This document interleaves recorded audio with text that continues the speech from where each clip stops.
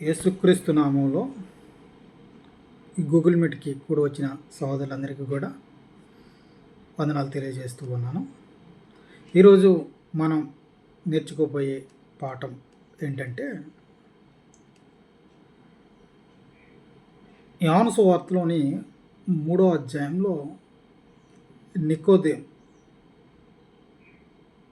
నికోదేం విషయంలో యేసుక్రీస్తు వారు ఏ విధంగా సువార్తను ప్రకటిస్తున్నారు అనే విషయాన్ని మీకు తెలియజేయాలనుకుంటున్నాను. నికోదేము యేసుక్రీస్తు వద్దకి వచ్చి, ప్రభువా, నీవు దేవుని మంది నుంచి పంపబడితే తప్ప నువ్వు చేసిన సూచక్రియలు ఎవరు కూడా ఈ భూమి మీద చేయలేరు అని యేసుక్రీస్తు వారిని పొగుడుతూ మాట్లాడుతున్న సందర్భాన్ని మనం చూస్తాం.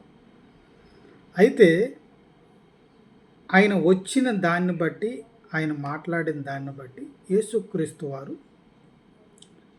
నికోదేముకి సువార్త ప్రకటించడానికి ప్రారంభించారు. ఒకడు కొత్తగా జన్మిస్తే కానీ దేవుని రాజ్యంను చూడలేడు అని ఒకటి. ఆ మాటకి నేను ఎట్లా మళ్ళీ నా తల్లి గర్భంలోనికి ప్రవేశిస్తాను అని నికోదేము కూడా మాట్లాడతాడు. అయితే మళ్ళీ యేసుక్రీస్తు వారు ఒకడు నీటి మూలంగా, ఆత్మ మూలంగా జన్మిస్తే తప్ప దేవుని రాజ్యంలో ప్రవేశించలేడు అని మరొక విషయాన్ని తెలియజేశారు. ఈ అంతటిని బట్టి గతంలో మీతో మాట్లాడాను. ఏం మాట్లాడాను అంటే, నీటి మూలంగా జన్మించడం అంటే ఏమిటి అనే విషయాన్ని తీసుకొని వెళ్తూ అసలుకి మానవులు ఈ భూమి మీదకి వచ్చినప్పుడు ఏ విధంగా వచ్చి ఉన్నారు, ఈ మానవుల్ని ఈ భూమి మీదకి పంపింది ఎవరు అనే విషయాలు మాట్లాడడం జరిగింది. ఈ భూమి మీదకి దేవుడు ఆత్మలుగా పంపుతున్నాడు. పంపుతూ ఉన్నప్పుడు ఈ ఆత్మ ఈ భూమి మీద నివసించాలంటే ఏదో ఒక పాత్ర అవసరం. అది ఈ శరీరం అనే పాత్రని ఏర్పరచు. ఆత్మ ఈ శరీరంతో కలిసి నివసిస్తూ ఉంది. దేవుడు ఆత్మకి నివసించడానికి అవసరమైన అనుకూలమైన శరీరాన్ని ఈ భూమిలో ఉన్న ఈ యొక్క మట్టితో, నీటితో, ఇతర మూలికలతో అనుసంధానం చేసి ఈ శరీరాన్ని ఆత్మ నివసించడానికి అనుగుణంగా దేవుడు నిర్మాణం చేశాడు. ఈ శరీరంలో నివసించిన మనిషి ఒరిజినల్గా నేను అనే ఆత్మ అనేది ఉంటుంది. ఈ ఆత్మ అనుగుణంగా శరీరము మొత్తం అన్నీ కంట్రోల్ చేసుకోవాల్సిన అవసరం ఉంది. ఈ విషయాన్ని గతంలో కూడా మీతో మాట్లాడాను. శరీరం కోసం ఆత్మ కాదు, ఆత్మ కోసమే శరీరం అనే విషయాన్ని మాట్లాడాను. అయితే ఎప్పుడైతే ఈ శరీరము దేవుని వద్ద నుంచి వచ్చిందో, ఈ శరీరము ఆత్మతో కలిసి ఉన్నది కాబట్టి ఆత్మ సంబంధమైన శరీరంగా ఉంటుంది. ఆత్మ సంబంధమైన శరీరంగా ఉంటుంది. అయితే ఎప్పుడు ఇది శరీర సంబంధమైన శరీరంగా మారుతుంది అనే కాన్సెప్ట్ను కూడా మీకు తెలియజేశాను. అదేంటి? రోమపత్రిక 7వ అధ్యాయం ప్రకారంగా ఆజ్ఞ అతిక్రమించుట ద్వారా దేవుడు ఏదైతే నియమాన్ని ఇచ్చి ఉన్నాడో ఆ నియమం ప్రకారంగా మానవులు బతకకపోవడం వలన, జీవించకపోవడం వలన దేవునికి వ్యతిరేకమైన జనాంగంగా, దేవునికి దూరస్తులుగా, దేవునితో సంబంధం లేని మనుషులుగా ఉంటున్నారు. దానికి 7వ అధ్యాయం రోమాపత్రిక 7వ అధ్యాయము 7వ వచనం నుంచి చదువుకుంటే, నేను ఎప్పుడు ఆత్మ సంబంధమైన శరీరంగా ఉన్న నేను శరీర సంబంధమైన శరీరంగా మారిపోయాను. నేను శరీర సంబంధినైతే నేను వేటిని నెరవేరుస్తున్నాను అనే విషయాన్ని స్పష్టంగా తెలియజేశాను. అంటే శరీర సంబంధమైన శరీరమును గురించి ఆలోచిస్తుంది. శరీర సంబంధమైన శరీరము లేక మనస్సు ఈ శరీరం ఇష్టాలని కోరికలను నెరవేరుస్తుంది. శరీర సంబంధమైన కోరికలు ఏమిటో రోమపత్రిక 1వ అధ్యాయము శరీరంతో అనుసంధానమైన మనస్సు ఉంటుంది. శరీర సంబంధమైన మనస్సు ఉంటుంది. ఈ మనస్సులో దేవునికి చోటు ఇవ్వకపోతే శరీర సంబంధమైన మనస్సు ఆత్మ సంబంధమైన మనస్సుతో కలిసి పనిచేయదు. ఆత్మ సంబంధమైన మనస్సుతో శరీర సంబంధమైన మనస్సు కలిసి పనిచేయవలసిన అవసరం ఉంటుంది. మనలో 2 భాగాలు ఉన్నాయని బాహ్య పురుషుడు, అంతరింద్రియ పురుషుడు. బాహ్య పురుషుడికి మనసు ఉంటుంది, అంతరేంద్రియ పురుషుడికి మనసు ఉంటుంది. బాహ్య పురుషుడు అంటే శరీరము, అంతరేంద్రియ పురుషుడు అంటే ఆత్మ అనే కాన్సెప్ట్లు గతంలో చెప్పాం. అయితే అంతరేంద్రియ పురుషుడు యొక్క ఇష్టాన్ని నెరవేర్చడమే దేవుని చిత్తాన్ని నెరవేర్చడం. అంతరేంద్రియ పురుషుడి యొక్క ఆరోగ్యమే దేవుడు చూస్తాడే తప్ప బాహ్య పురుషుడి యొక్క ఆరోగ్యం విషయంలో దేవునికి అంత అక్కర ఉండదు. ఎప్పుడైతే అక్కర ఉంటుందంటే అంతరేంద్రియ పురుషుడితో సంబంధం ఉండి అంతరేంద్రియ పురుషుడికి అనుగుణంగా ఈ బాహ్య పురుషుడు నడుచుకున్నప్పుడు ఇతనికి కూడా గౌరవం అనేది దేవుని దగ్గర ఉండదు. అయితే మన కాన్సెప్ట్లో ఒక మనిషి శరీర సంబంధిగా ఉంటూ పాపాన్ని నెరవేరిస్తే ఎట్లా పాపాన్ని నెరవేరడం? ఒకటి, వారి మనసులో దేవునికి చోటు ఇవ్వకపోవడం, దేవునిగా ఆరాధించకపోవడం, దుర్నీతి కార్యాలను చేయడం, దుర్నీతికి సంబంధించిన కార్యాలు చేయడం. దుర్నీతి అనేదాన్ని రోమపత్రికలో ఎట్లా వివరించారంటే, దుర్నీతి చేత సత్యమును అడ్డగించి మనుషుల యొక్క సమస్త భక్తిహీనత మీదను దుర్నీతి మీద దేవుని కోపం రగులుతుంది. అంటే దుర్నీతి చేత సత్యాన్ని అడ్డగించడం. సత్యాన్ని అడ్డగించడము అంటే వాళ్ళకి దేవుని గురించి తెలియవలసిన సమాచారం అంతా తెలుసు, దేవుని యొక్క శక్తి తెలుసు, దేవుని యొక్క అదృశ్య లక్షణాలు తెలుసు, దేవుని యొక్క గుణాలు తెలుసు, దేవుని యొక్క విధి విధానాలు కూడా తెలుసు, దైవత్వం యొక్క సర్వసంపూర్ణత కూడా, జగత్తు ఉత్పత్తి మొదలుకొని సృష్టింపబడిన వస్తువుల్ని చూసుడు ద్వారా దేవుని యొక్క శక్తి అనేది తెలుస్తుందనేది.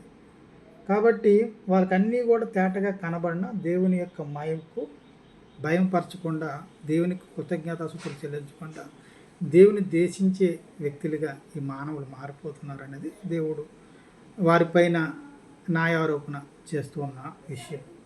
అయితే వాళ్ళు, నేను ఈ సృష్టిని సృజించాను, ఈ సృష్టిని సృజించిన నన్ను పూజించకుండా సృష్టిలో ఉన్న వస్తువులను పూజించడం ద్వారా వాళ్ళు వ్యర్థంగా ఆరాధిస్తూ నన్ను పూర్తిగా వారి యొక్క మనసుల్లో లేకుండా చేసుకుంటున్నారు. కాబట్టి వీరి యొక్క జీవన విధానం నాకు వ్యతిరేకంగా ఉంది. కాబట్టి వీరిని అపవిత్రతకు, శరీరం పరస్పరము అపవిత్రతకు దేవుడు అప్పగిస్తూ ఉన్నట్లుగా మనం చూస్తాం. అయితే ఈ అప్పగించిన మనుషుడు రోమపత్రిక 7వ అధ్యాయంలో నేను ఎంత దౌర్భాగ్యుడును అనేసి తెలియజేస్తున్నాడు. శరీర సంబంధినైన 7వ అధ్యాయంలో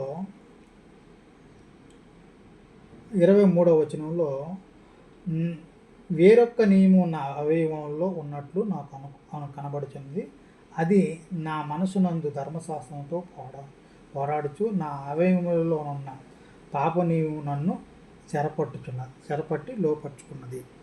పాప నియమము ఈ శరీర సంబంధమైన మనిషి పాప నియమంలో పడి పాప నియమానికి లోపరచబడ్డాడనేసి చెప్తాం. అయ్యో పాపినైనా, ఇలాంటి దేవునికి వ్యతిరేకమైన పాపినైనా నన్ను దేవుడు నేను దౌర్భాగ్యుడును అనేసి దేవుడు తెలియజేస్తూ ఉన్నాడనే విషయం చెప్తాను.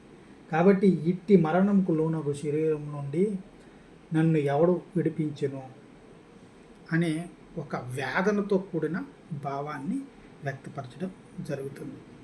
అందుకే దేవుడు అనుగ్రహించు మహిమను వీరందరూ కూడా పొందలేకపోతారు. పరలోక సంబంధమైన స్థితిలో ఉన్నారు కాబట్టి ప్రజలందరూ కూడా పాపం చేసి దేవుడు అనుగ్రహించు మహిమను కోల్పోయారు. కాబట్టి ప్రతి ఒక్కరికి కూడా రక్షకుడు అవసరం. వారి పాపాల నుండి రక్షించే రక్షకుడు అవసరం. నా పాపాల నుంచి నన్ను రక్షించే రక్షకుడు అవసరం. దీనికి దేవుడు ఎలాంటి ప్రణాళికను ముందుగానే ఏర్పాటు చేశాడు అనే విషయాన్ని మనకి ఎఫెసీ పత్రికలో ఈ విషయాన్ని స్పష్టంగా తెలియజేయడం జరుగుతుంది. ఎఫెసీ పత్రికలో 1వ అధ్యాయంలో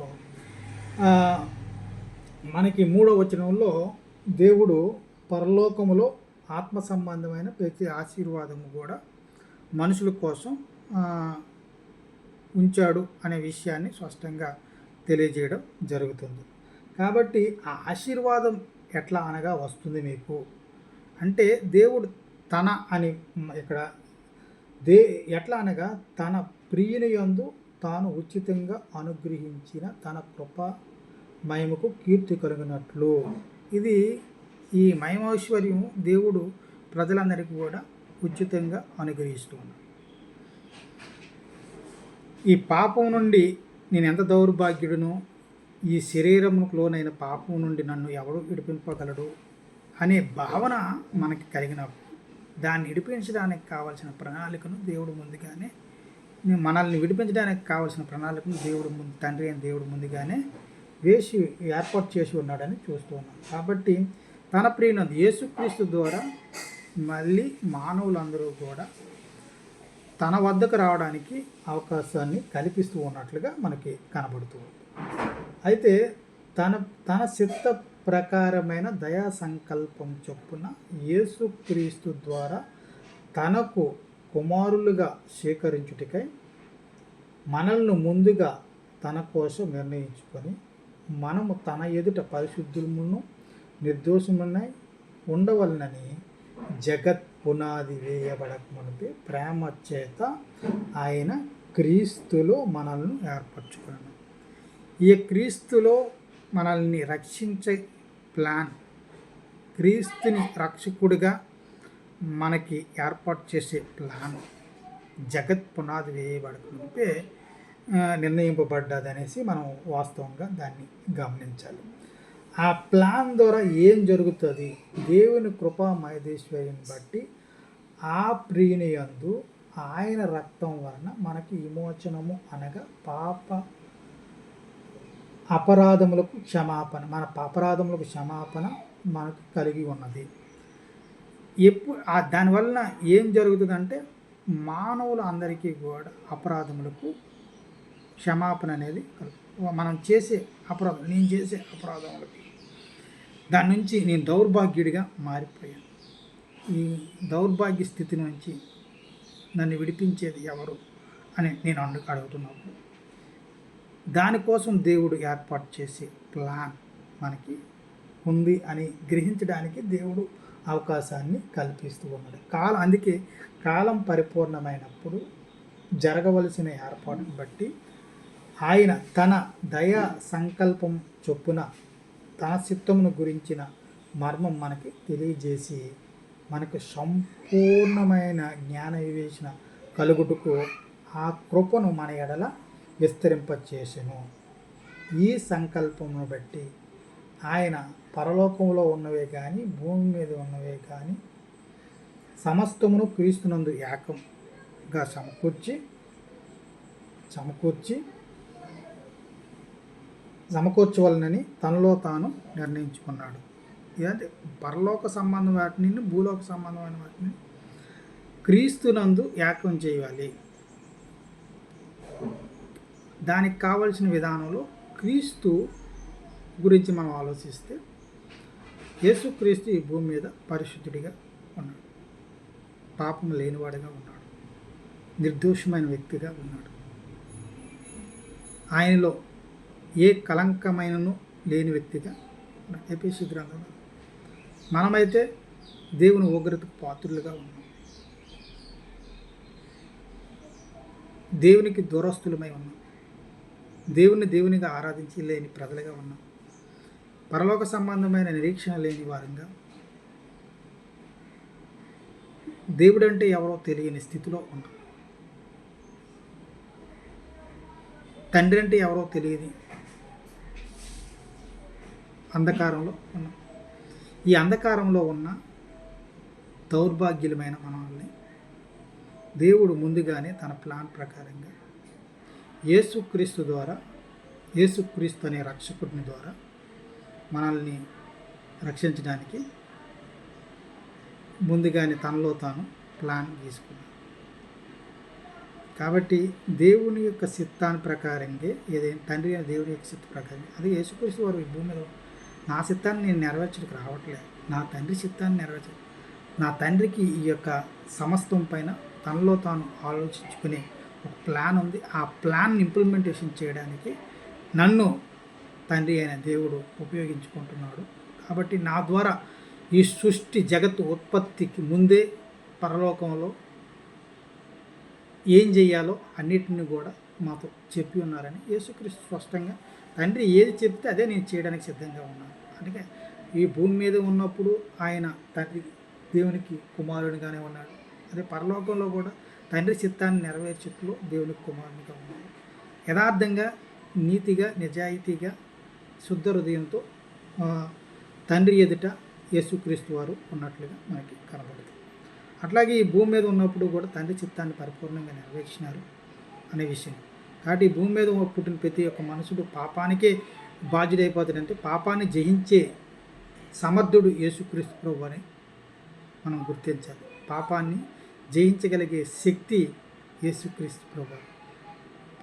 పాపాన్ని ఆత్మతో పాపాన్ని నశింపచేసే సామర్థ్యం యేసుక్రీస్తు. కాబట్టి అట్టి పరిశుద్ధాత్మ ఆత్మను బట్టి దేవుని కుమారునిగా బలంగా పునరుద్ధాన శక్తితో నిరూపింపబడ్డాడనేది వాస్తవాన్ని మనం తెలుసుకోవాలి.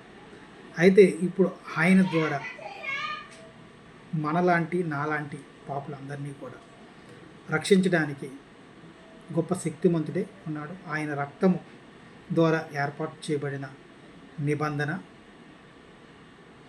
ఆ నిబంధనలో భాగంగా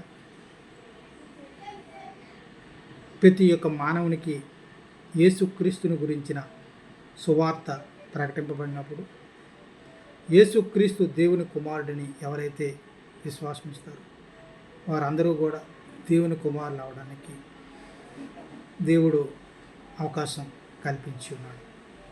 కాబట్టి ఎందరైతే ఆయన్ని అంగీకరించుదరో వారందరూ దేవుడు కుమారులు ఒకటుకు అనుగ్రహము దయచేసి ఉన్నారు. కాబట్టి మనం ప్రతి ఒక్కరిని కూడా ఈ యొక్క విషయాన్ని అర్థం చేసుకోవాలి. ఈ ప్లాన్లో భాగంగా మనం వాక్యాన్ని విన్నప్పుడు మన పాపం అంటే ఏమిటో మనకు తెలుస్తుంది, దేవుని యొక్క స్థితి ఏమిటో తెలుస్తుంది, యేసుక్రీస్తు వారి స్థితి ఏమిటో తెలుస్తుంది, యేసుక్రీస్తు ఈ భూమి మీదకి రావడానికి గల కారణం ఏంటో తెలుస్తుంది. ఈ భూమి మీద యేసుక్రీస్తు చేసిన త్యాగం ద్వారా సర్వలోక మానవులకి ఏం జరిగిందో తెలియజేసి ఆ యొక్క రక్తం ద్వారా ఒక కొత్త నిబంధన ఏర్పాటు చేసి సర్వలోక మానవులను కూడా దేవుని కుమారులుగా యేసుక్రీస్తు ద్వారా స్వీకరించడానికి దేవుడు ఇష్టం కలిగి ఉన్నాడనే విషయం అర్థమవుతుంది. వినటే వాక్యం వినడం ద్వారా యేసుక్రీస్తుని గురించిన మాటలు వినడం ద్వారా అవిశ్వాసం. అయితే విశ్వాసం లేకుండా దేవునికి ఇష్టే ఉండటం అసాధ్యం. కాబట్టి యేసుక్రీస్తు వారు నేనే ఆయననని మీరు విశ్వసించిన ఎడల మీరు మీ పాపంలోనే విశ్వసింపని ఎడల మీరు మీ పాపంలోనే ఉండి చనిపోతారని చెప్తారు. అందుకే ప్రతి ఒక్కరూ కూడా మారు మనసు పొందాలి అనేది చెప్తూ ఉన్నాడు. అందుకే దేవుడు ఇప్పుడు అంతటా అందరూ మారు మనసు పొందవాలని మనుషులకు ఆజ్ఞ ఇచ్చి ఉన్నాడు. కాబట్టి ప్రతి ఒక్కరూ కూడా తప్పకుండా మారు మనసు పొందవలసిన అవసరం ఉంది. వారి యొక్క పాపం నుండి వారి విడుదల పొందవలసిన అవసరం ఉంది. కాబట్టి వారి పాపాన్ని తెలుసుకొని మారు మనసు పొందినప్పుడు వారి వెంటనే ఆ స్థితిని గమనించి ఆ నోటితో ఒప్పుకునే పరిస్థితికి రావాలి. అందుకే మనుషులు ఎదుట తను ఒప్పుకొను వాడెవడో పరలోకమందును నా తండ్రి వద్ద ఎదుట నేను వానిని ఒప్పుకుందును. ఎప్పుడైతే మనం మనుషుల ఎదుట నిజంగా యేసుక్రీస్తు వారి యొక్క రక్తం ద్వారా, ఆయన నిబంధన ద్వారా నేను ఈరోజు దేవుని యొక్క సన్నిధికి వచ్చి ఉన్నాను, దేవుని ఆరాధించడానికి అవకాశం కలిగి ఉన్నాను. కాబట్టి నా పాపములను క్షమించగలిగే శక్తి, పాపములను కడగగలిగే శక్తి యేసుక్రీస్తు రక్తానికి ఉందని తెలియచుకున్నప్పుడు వెంటనే యేసుక్రీస్తు దేవుని కుమారుడని ఎప్పుడైతే మనం గ్రహించగలుగుతామో, ఆ యొక్క జ్ఞాన వివేచన కలుగుతుందో, అప్పుడు మనం దేవుని యొక్క శక్తిని చూడగలిగే. అందుకే కొరింథీ పత్రికలో నశించుచున్న వారికి దేవుని సువార్త ఎరితనంగా ఉంటుంది, జీవం గల వారికి ఆ యొక్క సువార్త నిత్య జీవాన్ని ఇస్తుంది అనే విషయాన్ని స్పష్టంగా తెలియజేస్తుంది. ఒకసారి మనం దాన్ని జ్ఞాపకం చేసుకుందాం. జ్ఞాపకం చేసుకుంటే మనకి అర్థమవుతుంది. సిలువను గురించిన వార్త నశించుచున్న వారికి విరితనం కానీ రక్షింపబడుచున్న మనకు దేవుని శక్తి అనేది మనం చూస్తాం. ఇక్కడ సువార్త ప్రకటనను ఎర్రితనం చేత నమ్మువారిని రక్షించుటకు దేవుని దయాపూర్వక సంకల్పమాయన. సువార్త ప్రకటనని ఎర్రితనం అని అనుకుంటున్నాం. సువార్త ద్వారా మనం దేవుని సన్నిధికి చేర్చబడినప్పుడు, యేసుక్రీస్తు దేవుని కుమారుడని ఒప్పుకున్నప్పుడు ఆ యొక్క విధేయత, అప్పుడు మనం విధేయతను చూపగలిగే మనస్తత్వాన్ని పొందుకోవడానికి అవకాశం ఉంటుంది. అందుకే మీరు మారు మనసు పొంది పాపక్షమాపణ నిమిత్తము యేసుక్రీస్తు నామమున బాప్తిస్యం పొందండి అనేది స్పష్టంగా ఆయన ఇచ్చిన ఆజ్ఞ. కాబట్టి ఆ నీరు ఇప్పుడు బాప్తిస్యానికి సాదృశ్యము, మిమ్మల్ని రక్షించుటకు.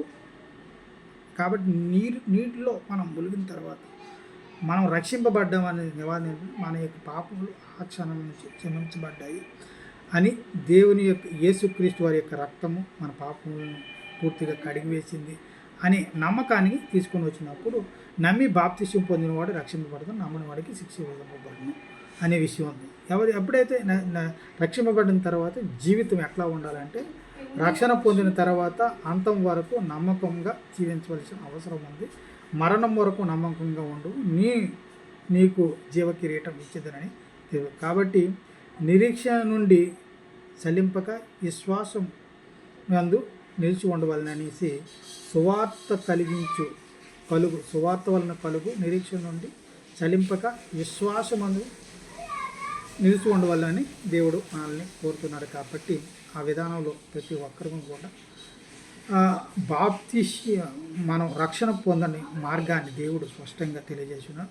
మనల్ని యేసుక్రీస్తు ద్వారా మాత్రమే కుమారులుగా చేకరించడానికి తండ్రి ఇష్టపడుతున్నాడు అనేది విషయం. యేసుక్రీస్తు లేకుండా మనల్ని తండ్రి ఇష్టపడడు అని, మనల్ని అంగీకరించడు అనేది వాస్తవంగా తెలియదు. కాబట్టి పాపం దేవునికి మనకి అడ్డుగోడగా ఉంటుంది. ఆ అడ్డుగోడని యేసుక్రీస్తు రక్తం ద్వారా కొట్టివేసి మనకి దేవునికి ఉన్న సంబంధాన్ని సమాధానపరచడానికి యేసుక్రీస్తు వారు ఎంతో త్యాగం చేశారని మనం చూడగలుగుతాం. యేసుక్రీస్తు చేసిన త్యాగం ద్వారా ఈరోజు మనం దేవుని సన్నిధిలో ప్రవేశించడానికి అవకాశం కలుగుతుంది. కాబట్టి నికోదేముని ఎందుకంటే నీటి మూలంగాను ఆత్మ మూలంగాను జన్మించాలి. అంటే ఆత్మ మూలంగా తన యొక్క మనస్సును దేవుని వైపు తిప్పుకోవాలి, నీటి మూలంగా తన విధేయతను చూపించి అదేదైతే ఆజ్ఞ ఇచ్చి ఉన్నారో, మీరు బాప్తిస్యం పొంది మారు మనసు నిమిత్తం బాప్తిస్యం పొందమని యోహాను యొక్క ప్రకటన ద్వారా వెల్లడవుతుందో, అదే ప్రకటన యేసుక్రీస్తు వారు ఆ దినాల్లో ప్రకటిస్తున్నారు. కాబట్టి దానికి అనుగుణంగా